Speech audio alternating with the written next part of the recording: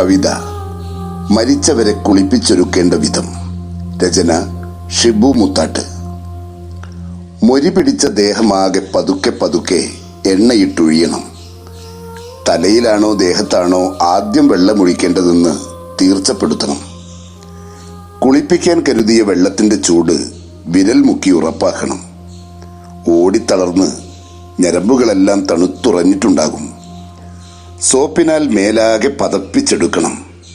അമർത്തി തേച്ച് ഓർമ്മകളെ കഴുകിക്കളയരുത്. കാമനയുടെ അർത്ഥരാഹിത്യമൂതുന്ന രഹസ്യഭാഗങ്ങളിൽ പ്രാർത്ഥനയോടെ വിരലോടിക്കണം. ഉണങ്ങിയ തോർത്താൽ ജീവിച്ചിരുന്ന നാളിലെ കയ്പുകളൊക്കെ ഒപ്പിയെടുക്കണം.